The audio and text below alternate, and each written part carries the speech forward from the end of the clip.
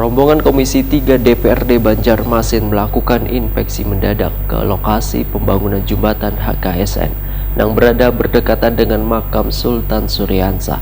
Dalam sidak tersebut terungkap pembebasan lahan untuk pembangunan jembatan ternyata masih belum rampung.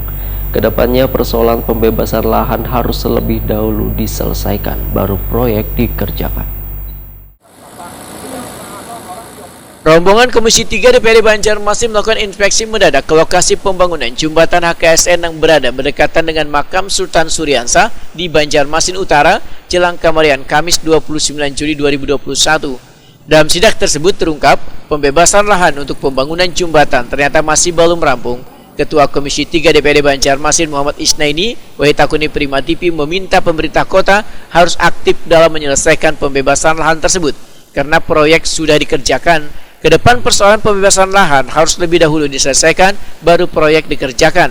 Politisi Partai Gerindra ini pun menyatakan kedatangan wakil rakyat ini untuk memastikan perencanaan pengerjaan jembatan tersebut termasuk bahan baku wan ornamen jembatan sehingga proyek tersebut bisa selesai sesuai dengan batas waktu kontrak. Menurut Muhammad Isnaini, bentuk jembatan di luar ekspektasi sebab terlalu mewah, padahal asumsinya jembatan tersebut hanya untuk mengurangi kemacetan di kawasan tersebut. Mereka mengotak itu kan tinggal diselesaikan di pengadilan, dititip uangnya dan pengadilan yang akan menyelesaikan. Inilah menjadi satu pilihan-pilihan. Nah, inilah yang saya kira juga harus betul-betul menjadi satu kebijakan atau satu langkah-langkah yang harus diambil oleh pemerintah kota melalui dinas PUPR ya dalam konteks pembangunan jembatan ini agar permasalahan ini menjadi tidak bermasalah ke depannya, karena jembatan HKSN ini kan kemarin menjadi besar anggarannya dikarenakan tadi adanya konsep yang bergeser dari awal satu tahun anggaran menjadi tahun anggaran. Nah, ini juga menjadi problem kita sebagai wakil rakyat khususnya Komisi 3 agar bisa jembatan ini dinikmati oleh masyarakat, karena sudah 2 tahun mendekati 2 tahun ini belum selesai juga seperti itu. Sementara itu PPTK Jembatan Dinas PUPR Banjarmasin Thomas Sigit Mugiarto menyatakan bila pelaksanaan konstruksi sesuai dengan perencanaan. Sedangkan yang berkaitan dengan lahan ditegaskan Thomas Sigit Mugiarto kada menjadi masalah lantaran ada 3 persil bangunan yang belum dibebaskan karena kada sepakat dengan harga yang dipatok appraisal. Namun Thomas Sigit Mugiarto mengakui bila pembebasan lahan belum selesai maka pembangunan pile slab di ujung jembatan menjadi terhambat.